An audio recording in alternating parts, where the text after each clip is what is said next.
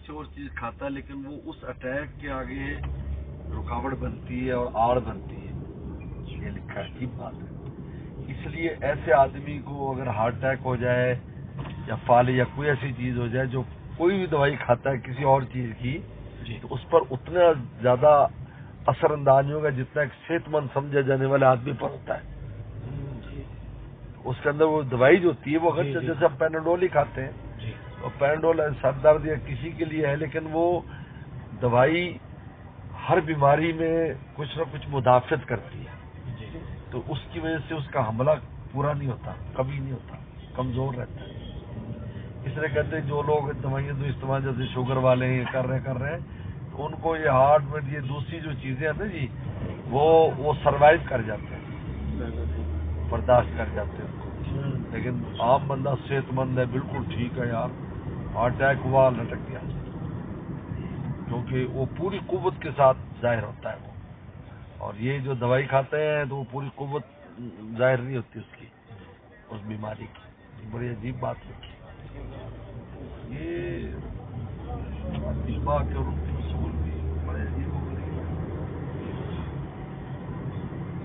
انسان کو یعنی کوئی بھی اگر بیماری ہے تو اس کی کوئی نہ کوئی دوا ضرور استعمال کرنی چاہیے. یہ جو ہم کہتے ہیں نہیں جی ہلکی پھلکی ہوا ہے، نہیں، کچھ نہ کچھ حکمت کی کر لو. سنت بھی کوئی دوائی استعمال کر لو، وہ دوائی آپ کو صرف اس بیماری سے نہیں، دوسری کرونک بیماریوں سے بھی بچائے گی آپ کو. یہ بڑی اہم بات ہے. ہم غفلت کرتے ہیں، میں شوگر لے پھر کوئی نہیں جی، بس بھائی تھوڑی بہت ہی کوئی گولی وولی لے لیا کرو اس کی.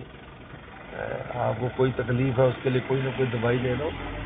اب توکل کے اونچے مقام پر پہنچ جاتے ہیں وہ تو ہر شے میں متوکل ہوتے ہیں وہ لوگ. یعنی کمائی میں بھی متوکل ہیں، دوائی میں بھی متوکل ہیں، دم درود میں متوکل ہیں. یہ توکل ہے.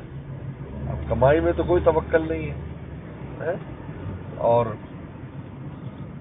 بیماری میں توکل آ گئی جی، بس جی اللہ جب چاہے گا ٹھیک کر دے گا.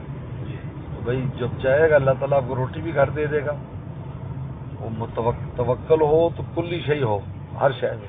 اس لیے شاہ ولی اللہ رحم لکھا ہے کہ جو بالکل اسباب سے منقطع کلی طور پر ہو اس کے لیے یہ توکل جائز ہے. اگر چند اسباب استعمال کر رہا ہے، چند نہیں کر رہا ہے، تو یہ توکل نہیں ہے. اب اس کا توکل یہ ہے کہ ہر سبب استعمال کرے اور اللہ کی ذات پر اعتماد کرے کہ اللہ شفا آپ دیں گے، میں دوائی کھا رہا ہوں، اللہ کام آپ کرائیں گے، میں فلاں سبب اختیار کر رہا ہوں. بلکہ اس کو توکل کی اونچی قسم لکھا ہے. ہاں جی، اس لیے کہ سبب کے باوجود آپ کا قلب اللہ کی ذات پر اعتماد کرے گا، یہ آسان نہیں ہے. ایک ہے کسی وقت کوئی چیز ہی نہیں ہے تو توکل ہی کرنا ہے نا.